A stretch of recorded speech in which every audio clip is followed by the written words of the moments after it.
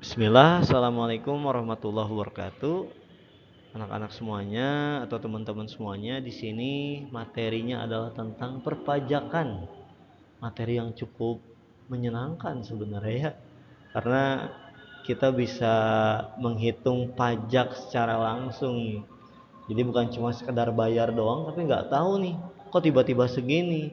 Nah, kita di sini akan belajar tentang perhitungannya. Tapi sebelum perhitungannya tentu teorinya dulu ya. Oke, kita mulai bahas materinya. Pembahasan siang hari ini ada beberapa materi, termasuk nanti ada perhitungannya ya. Untuk teorinya kita bahas pengertian, ciri-ciri, unsur, fungsi, jenis-jenis, dan juga tarif dari pajak. Dan nanti akan kita hitung juga tentang pajak penghasilan. Tapi next kita juga akan bahas perhitungan dari pajak yang lain ya. Jadi kita bahas satu aja dulu nih. Jadi nanti stay tune aja untuk perhitungan yang lainnya. Pengertian dari pajak itu sendiri nih. Pajak adalah iuran wajib kepada negara yang harus dibayarkan oleh pribadi atau badan usaha yang bersifat memaksa, yang diatur oleh undang-undang dan tidak mendapat imbalan jasa secara langsung dan digunakan sebesar-besarnya untuk kepentingan negara bagi sebesar-besarnya kemakmuran rakyat. Nah, teman-teman semuanya, kenapa di sini saya ngebold beberapa kata? Karena nanti teman-teman bisa bundling, bisa buy one get one malah. Jadi ketika anak-anak atau teman-teman hafal pengertian, nanti juga bisa tahu ciri-cirinya. Jadi yang di bold ini termasuk ciri-ciri. Kenapa disebut iuran wajib? Ini kaitannya dengan sesuatu yang memang diwajibkan untuk warga negara gitu. Ketika memang dia sudah memenuhi atau sudah dianggap wajib untuk membayar pajak tersebut. Bersifat memaksa. Pertanyaannya, kalau misal memaksa, boleh nggak untuk kita menolak tidak membayar? Tentunya nggak boleh ya. Makanya kalau misal kita tidak bayar pajak motor saja, apa imbasnya? Bisa ditilang atau bahkan teguran yang lebih keras, atau bahkan mau gitu kita sampai ranah penjara, kan nggak mau gitu ya. Selanjutnya diatur oleh undang-undang, jelas ya. Pajak diatur oleh undang-undang. Ada yang tahu undang-undang yang membahas tentang pajak pasal berapa? Undang-undang 1945 pasal 23A ya. Ini yang membahas tentang pajak itu sendiri. Jangan sampai lupa, oke? Dan digunakan untuk sebesar-besarnya kepentingan atau kemakmuran rakyat, jelas ya. Karena pajak itu sekali lagi tidak langsung kita nikmatin gitu. Kan ini imbalannya nggak langsung, tapi nanti kita nikmatinya di masa yang akan datang. Kayak fasilitas umum kan itu nggak langsung dinikmatin detik itu juga, karena contoh kita udah bayar pajak detik itu gitu, nggak akan, tapi nanti proses kan seperti itu. Oke, kita next, ciri-ciri pajak. Nah, sebenarnya sudah dibahas kan ya tadi, ketika teman-teman sudah hafal pengertian dari pajak, sebenarnya teman-teman akan mudah untuk merincikan ciri-cirinya. Iuran wajib tadi sudah dibahas. Bersifat memaksa ada di pengertian. Dipungut berdasarkan undang-undang sudah dibahas juga. Pasal 23A ya. Undang-Undang 1945. Tidak mendapat balas jasa secara langsung. Ada juga di pengertian ya, karena nggak akan langsung dinikmatin saat itu juga. Dan yang terakhir, digunakan untuk membiayai kepentingan umum dan kemakmuran rakyat. Contohnya kayak jenjang SD, SMP, SMA kan sekarang lebih ringan ya dari segi pembayaran, bahkan bisa dibilang gratis. Karena apa? Ya salah satunya karena pajak itu sendiri. Fasilitas umum juga sama, itu hasil dari pajak itu sendiri. Sekali lagi, tidak dinikmatin detik itu juga, tapi nanti berproses ya. Akumulasi dari pajak yang sudah dihimpun, yakni untuk kemakmuran rakyat Indonesia. Seperti itu ya. Oke, next. Unsur pajak. Pertama ada subjek pajak. Subjek pajak itu berarti orang yang dikenakan pajaknya, anak-anak atau teman-teman, yang memang diharuskan untuk membayar pajak. Siapa saja? Ada orang pribadi, berarti perorangan kalau orang pribadi. Bisa badan berarti konteksnya perusahaan yang berbadan hukum, atau bisa disebut juga dengan wajib pajak karena orang pribadi ataupun badan itu adalah sebagai wajib pajak. Contohnya siapa saja? Ada pegawai, ada pengusaha, ada staf dan lain sebagainya ya. Nomor 2, objek pajak. Kalau tadi kaitannya dengan subjeknya atau orang yang diwajibkan membayar pajaknya. Nah, kalau misal ini untuk objek pajak itu adalah sesuatu yang memang dikenakan pajaknya. Kayak contoh apa kalau ngomongin sesuatu? Biasanya benda kan, barang dan lain sebagainya. Contohnya kendaraan. Tentunya kendaraan Honda Beat dengan X-Max nih. Tentunya beda kan besaran pajaknya. Pendapatan. Pendapatan yang nominalnya per bulan 10 juta dengan pendapatan yang per bulan nominalnya 6 juta, tentunya pengenaan pajaknya akan berbeda. Rumah, tanah dan lain sebagainya. Oke, kita next nomor 3. Duh, ini kecoret sebentar. Kita next nomor 3, tarif pajak ya. Untuk tarif pajak sendiri berarti ini akan besar kaitannya dengan besar kecilnya pengenaan pajak. Umumnya itu bentuknya persentase, 10% kah, 11%, 15% dan lain sebagainya. Pokoknya kaitannya dengan persentase yang dikenakan terhadap pajak tersebut.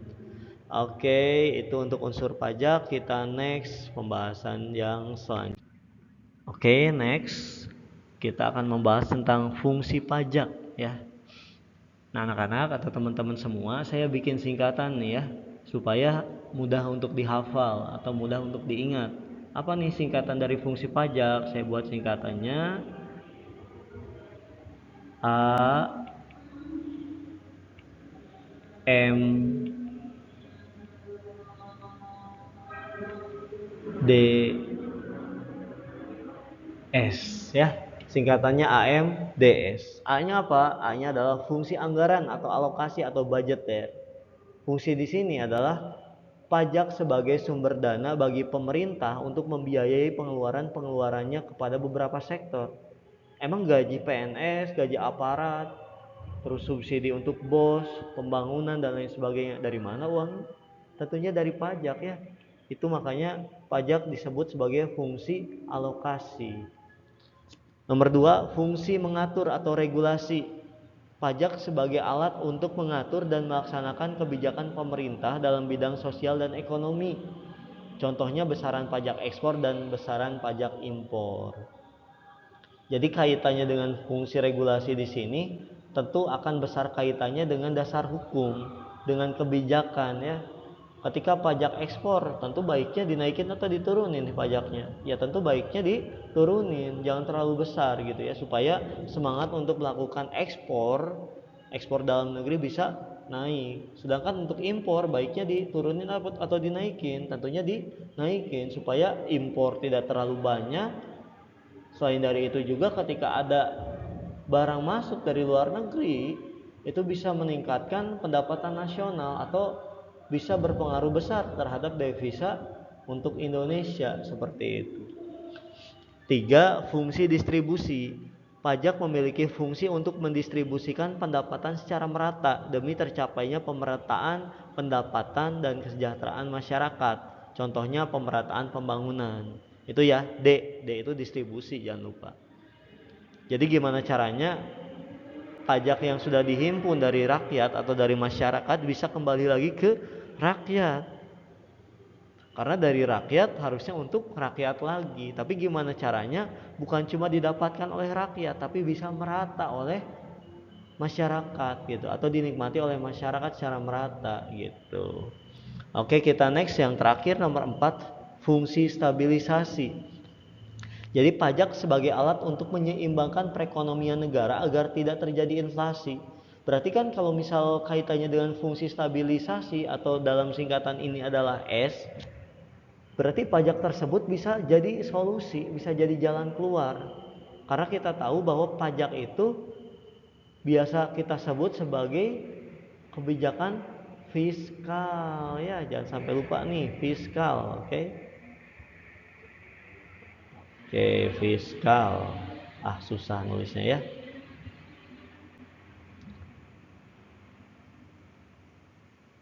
Oke ya. Jadi pajak itu kaitannya dengan kebijakan fiskal. Ketika kondisi daya beli masyarakat sedang turun, ketika COVID aja kemarin, berarti kan pemerintah bisa melakukan kebijakan fiskal. Mungkin teman-teman atau anak-anak tahu ya kebijakan yang dilakukan oleh pemerintah pada saat itu. Dilakukan tax amnesty kan, pajak dinolkan. Supaya apa? Supaya daya beli itu kembali naik, perekonomian juga bisa bergulir dengan pesat kan seperti itu. Atau kalaupun tidak sampai tax amnesty juga minimalnya pajak diturunkan atau tanpa denda, contoh kan seperti itu. Selain dari itu ada kebijakan fiskal yang kaitannya dengan menaikkan suku bunga. Berarti itu kondisi ketika inflasi kan, ketika bunga dinaikkan orang semangat ketika pajak dinaikkan berarti kan gimana caranya uang yang beredar di masyarakat itu bisa berkurang karena dengan besaran pajak yang tidak sedikit tentunya seperti itu, dan itu bisa berimbas terhadap uang yang beredar bisa berkurang seperti itu ya. Itu untuk fungsi dari pajak. Jangan sampai lupa AMDS.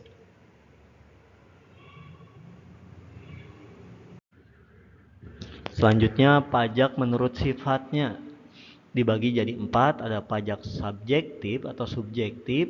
Ini adalah pajak yang pemungutannya berdasarkan subjeknya, berarti berdasarkan orang yang disebut sebagai wajib pajak dengan memperhatikan diri keadaan wajib pajak itu sendiri. Contohnya PPh. Maksudnya apa?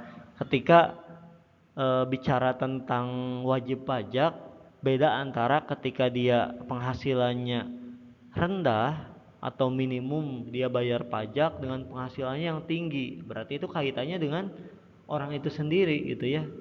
Keadaannya seperti apa? Atau kalau didetailkan nanti kaitannya dengan slide selanjutnya ya. Beda antara orang yang lajang dengan orang yang menikah.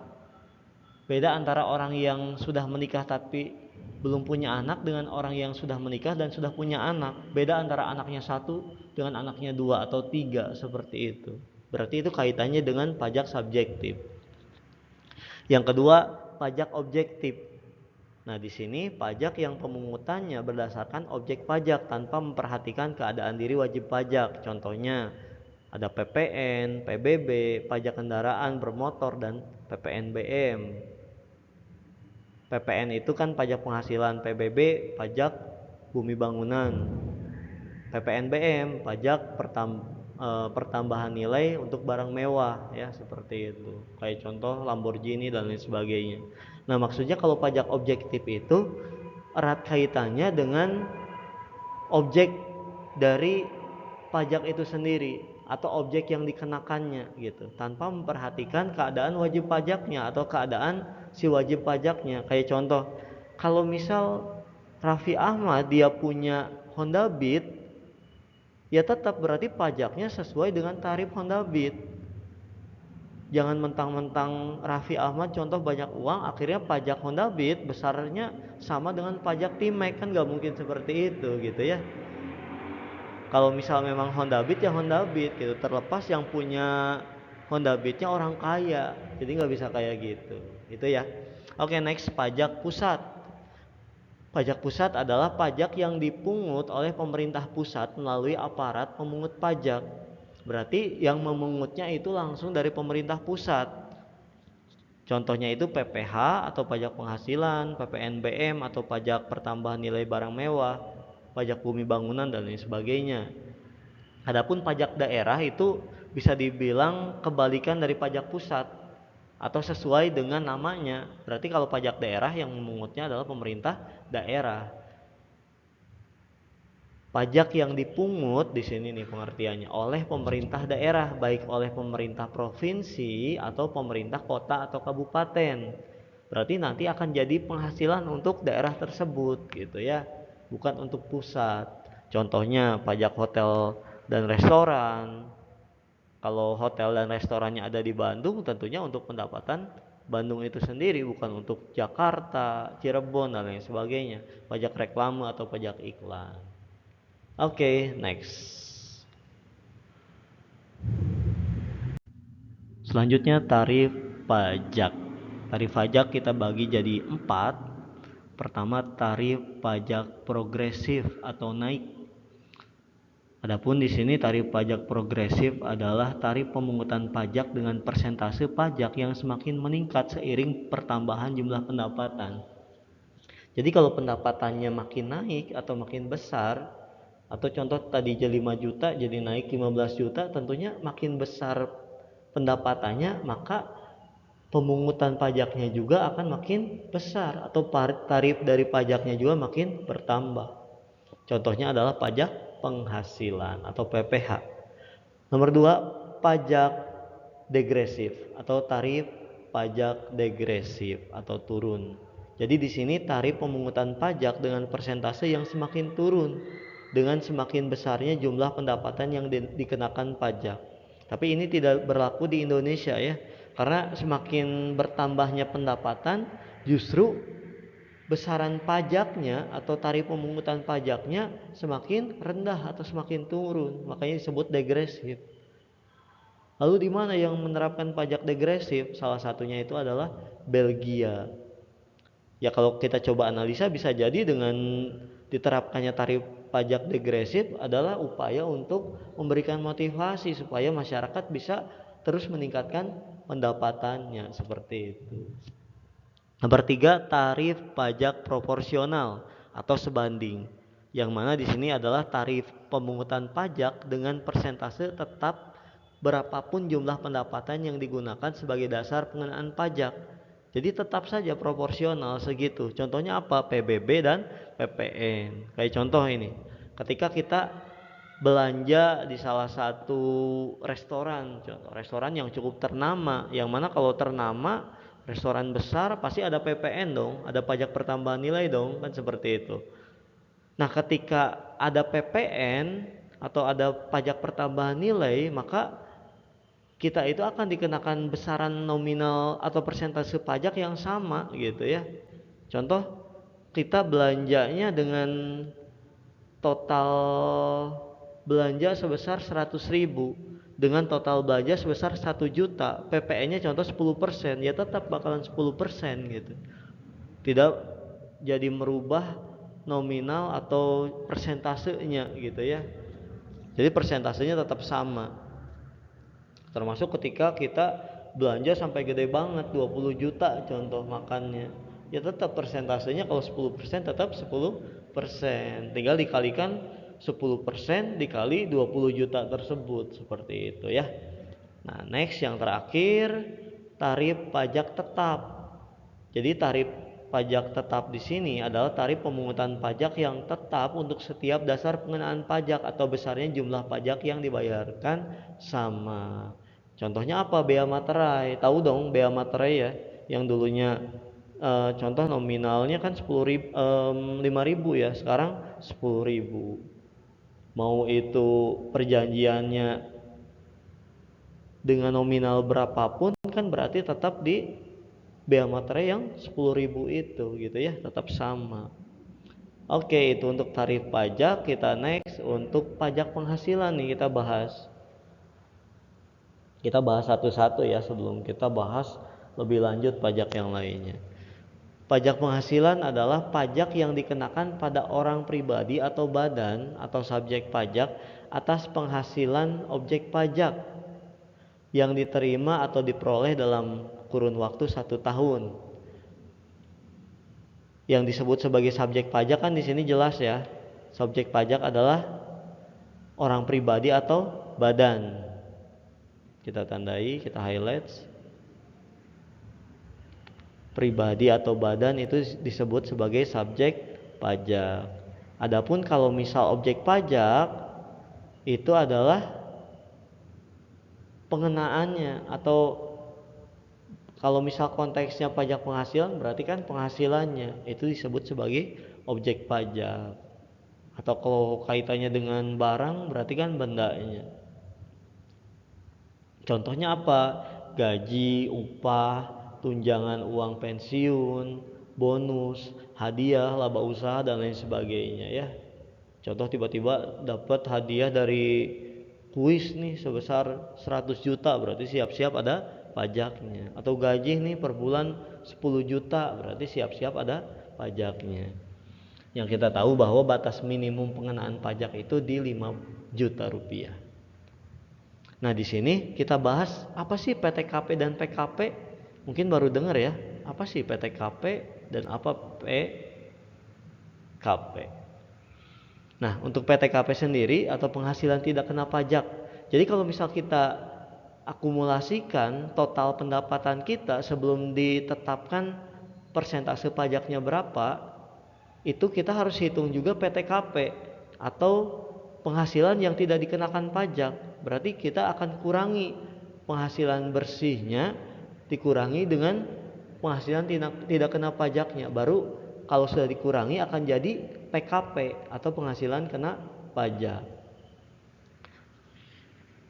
Contoh di sini, kalau misal orang pribadi sebagai wajib pajak, dia dikenakan PTKP-nya atau dikurangi PTKP-nya nanti sebesar 54 juta. Itu untuk orang pribadi atau wajib pajaknya. Nah, kalau orang pribadinya sudah menikah nih, berarti ditambah juga, tapi dengan syarat kalau misal ditambah 54 juta ini kalau misal wajib pajaknya punya istri yang juga sudah bekerja dan memiliki gaji di batas minimum wajib pajak seperti itu. Berarti nanti dikurangi juga 54 juta karena digabung dengan suami. Tapi kalau misal gak bekerja istrinya berarti gak usah ditambah 54 juta lagi.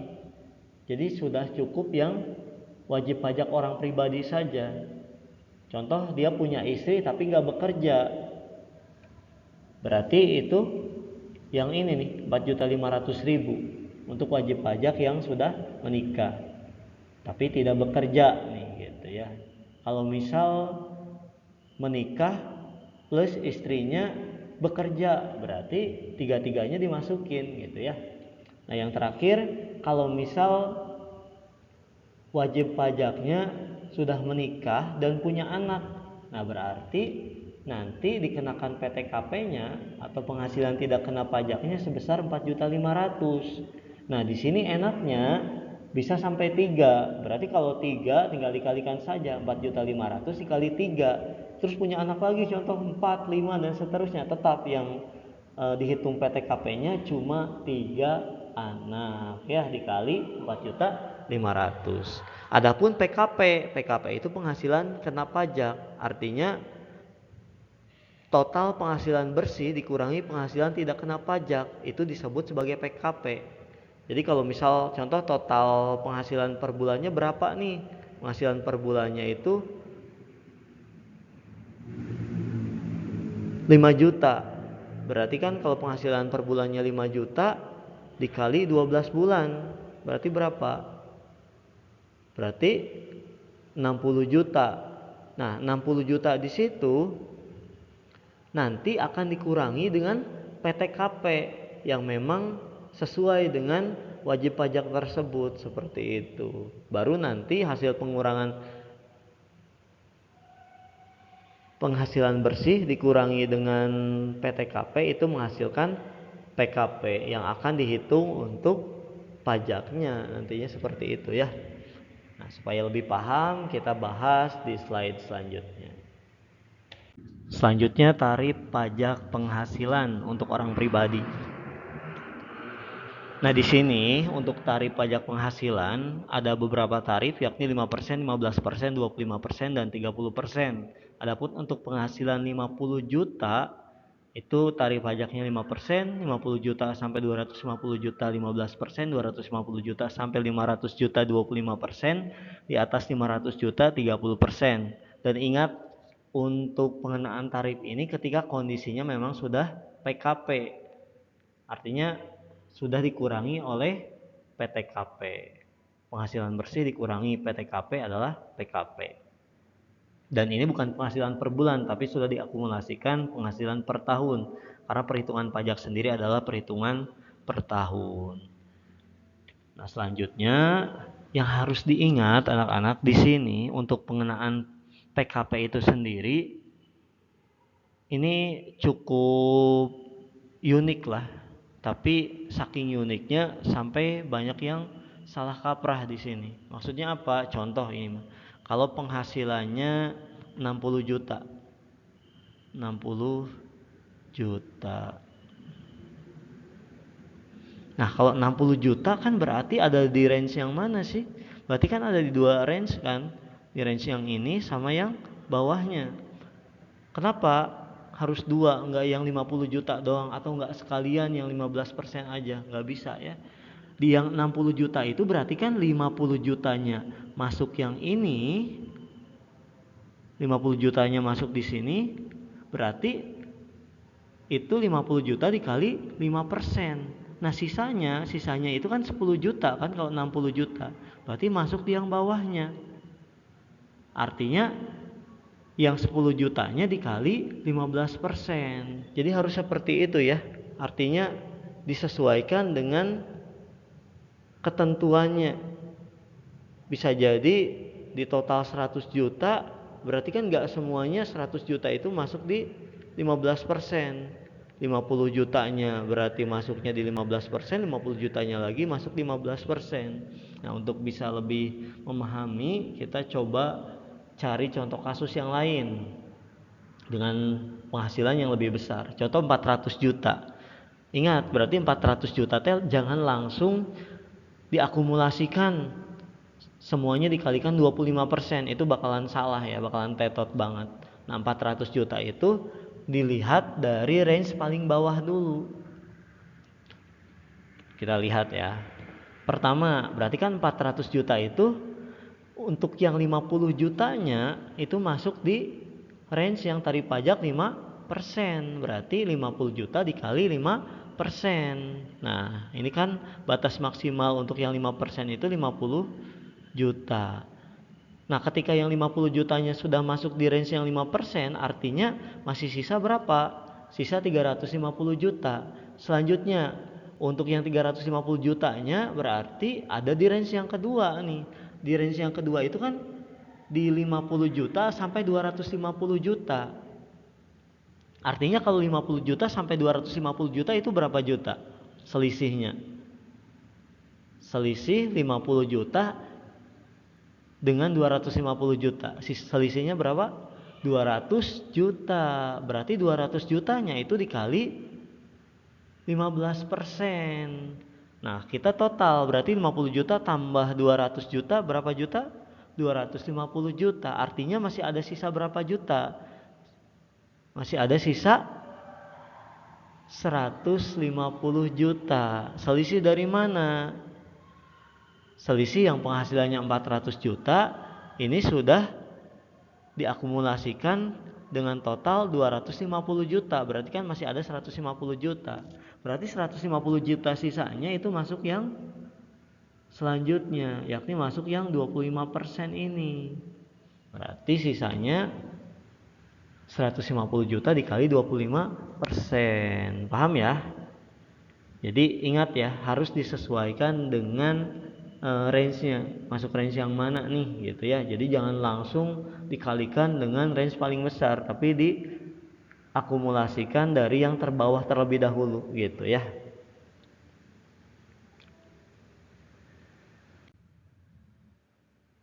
Kita next untuk soal selanjutnya. Kita sekarang bahas soal PPH nomor pertama.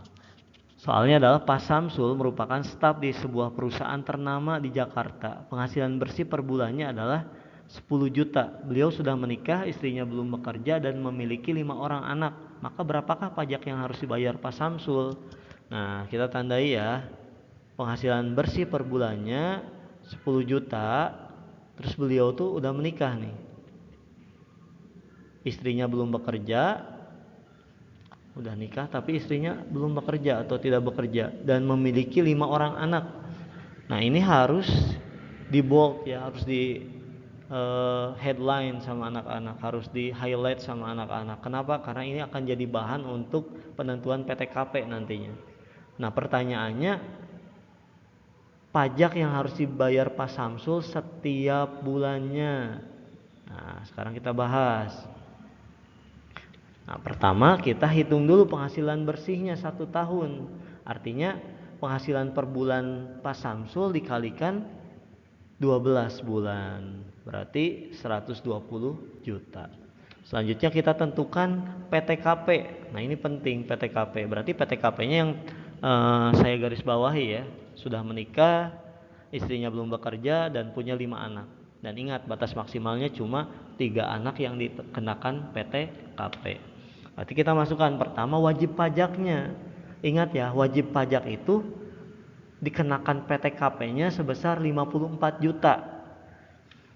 Selanjutnya istrinya belum bekerja. Coba kalau istrinya belum bekerja berapa? Jangan sampai ketukar loh dengan istrinya yang bekerja dan dikenakan pajak. Berarti kalau istrinya belum bekerja dikenakan sebagai istri saja. Berarti pengenaan wajib pajak yang sudah menikah sebesar 4.500.000. Selanjutnya memiliki 5 orang anak, sedangkan maksimal PTKP itu 3 orang anak. Berarti 3 dikali 4.500.000 di sini. 3 dikali 4.500.000 sebesar 13.500.000. Nah, sekarang kita tinggal totalkan. Berarti totalnya adalah PTKP nantinya. Berarti 54 juta ditambah 4.500.000 ditambah 13.500.000. Totalnya adalah 72 juta. Nah, 72 juta ini adalah PTKP-nya. Sudah diketemukan kan PTKP-nya. Berarti kalau PTKP-nya sudah ketemu, selanjutnya kita kurangkan antara pendapatan bersih atau pendapatan neto. Nah, yang ini pendapatan bersihnya kan 120 juta dikurangi PTKP. Hasil pengurangannya itu kita sebut sebagai PKP. Coba kita kurangkan, totalnya adalah 48 juta. Berarti PTKP-nya sudah ketemu nih. Berarti kalau PTKP-nya sudah ketemu, selanjutnya kita tinggal kalikan dengan persentase. Coba kalau 48 juta masuk di range yang mana? Masuk di range yang ini nih. Artinya di bawah 50 juta. Kalau di bawah 50 juta itu berarti termasuk ke dalam persentase yang 5%. Berarti 48 juta dikali 5%. Hasilnya adalah 2.400.000. Nah, pertanyaannya ini sudah selesai belum? 2.400.000 belum. Karena pertanyaan di sini pajak yang harus dibayar Pak Samsul setiap bulan. Berarti 2.400.000 dibagi 12 bulan. Hasilnya adalah 200.000. Mudah ya sampai sini ya. Mudah-mudahan bisa dipahami. Jadi pajak yang harus dibayar Pak Samsul setiap bulannya adalah 200.000. Nah, ini contoh soal yang bisa dibilang mudah ya, karena range-nya cuma di persentase yang pertama saja, yakni persentase yang 5% doang. Kita coba kerjakan soal yang lumayan lebih rumit ya. Artinya bukan hanya di persentase pertama saja, tapi ada persentase selanjutnya. Pak Supriyadi memperoleh gaji sebesar 13 juta setiap bulannya dengan tambahan tunjangan transport 1.200.000 dan tunjangan makan 800.000 setiap bulannya. Pak Supriyadi membayar BPJS Kesehatan dan Ketenagakerjaan dengan total 200.000 dan iuran pensiun 100.000. Beliau sudah menikah, istrinya tidak bekerja dan mempunyai 1 anak. Berapakah PPh Pak Supriyadi setiap bulannya? Kita tandai dulu yang termasuk ke dalam PTKP-nya ya. Berarti beliau sudah menikah. Jangan lupa 4.500.000 ya. Wajib pajaknya 54 juta. Istrinya tidak bekerja, berarti cukup yang 4.500.000-nya saja dan mempunyai 1 orang anak. Nah, 1 orang anak berarti 4.500.000 doang dikali 1 ya. Nah, sekarang kita tentukan dulu netonya atau penghasilan bersihnya. Di sini kan penghasilan Pak Supriyadi itu per bulannya 13 juta. Tambahan tunjangan berarti jangan lupa ditambahin nih. Tunjangannya itu ada transport 1.200.000, tunjangan makan 800.000. Nah, di sini juga ada kewajiban, artinya ada sesuatu yang harus dibayar setiap bulannya. Ada BPJS Kesehatan dan Ketenagakerjaan dengan totalnya di sini 200.000. Plus harus bayar uang pensiun, iuran pensiun 100.000. Coba kita totalkan ya, 13 juta ditambah 1.200.000 berarti 14.200.000 ditambah 800.000 berarti 15 juta. Nah, 15 juta, nah biar nggak lupa nih, 15 juta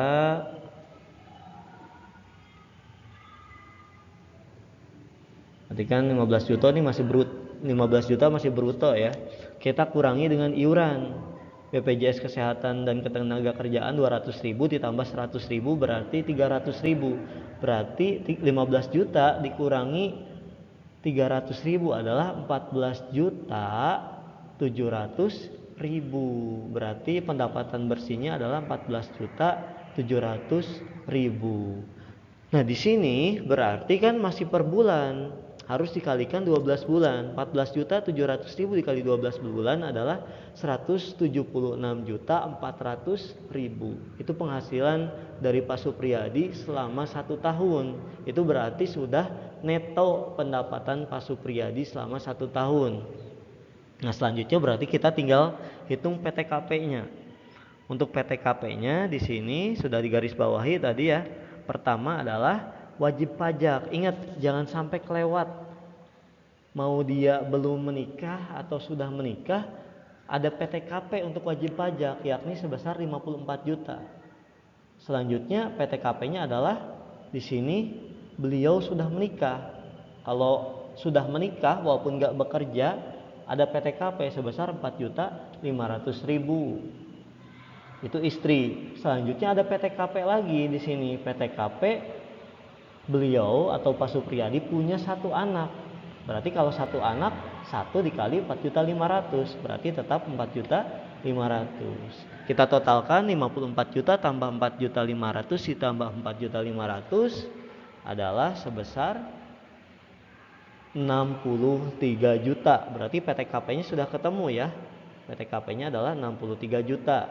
Selanjutnya kalau sudah ketemu PTKP, kita kurangkan antara penghasilan bersih selama 1 tahun, di sini sudah kan, sudah ketemu, dikurangi PTKP.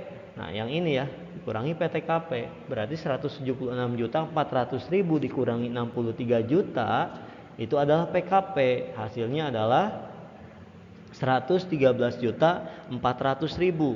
Berarti kalau PKP sudah ketemu, kita tinggal kalikan dengan persentase. Ini 113.400.000 berarti dikali berapa persen? Yang pasti kalau misal 113.400.000 itu kan di atas 50 juta. Artinya persentasenya nggak bakalan cuma yang 5% saja. Pasti akan ada persentase yang persentase selanjutnya juga gitu. Nah, yang 50 juta pertama berarti itu dikali 5%. Nah, dikali yang 5% yang ini. Berarti kan masih ada sisa ya. 113.400.000 dikurangi 50 juta berarti kan masih ada sisa 63.400.000. Artinya yang 63.400.000 itu masuk di range yang selanjutnya. Range yang selanjutnya itu kan di 50 juta sampai 250 juta. Berarti 63.400.000 dikali persentase yang selanjutnya yakni 15%. Berarti hasilnya untuk 5% dikali 50 juta adalah 2.500.000, 15% dikali 63.400.000, 9.510.000. Kita total, kita tambahkan ya. Total PPh terutang per tahunnya adalah 12.010.000. Tapi ini belum selesai karena ini masih PPh per tahun. Pertanyaannya di sini adalah PPh Pak Supriyadi setiap bulan. Artinya 12.010.000 dibagi 12. Hasilnya adalah 1.833 rupiah. Mudah ya, mudah-mudahan teman-teman semua, anak-anak semua bisa paham. Oke, terima kasih semuanya untuk pembahasan pajak, teori beserta hitungan PPh. Next, insya Allah kita akan bahas perhitungan pajak yang lainnya. Terima kasih. Wassalamualaikum warahmatullahi wabarakatuh.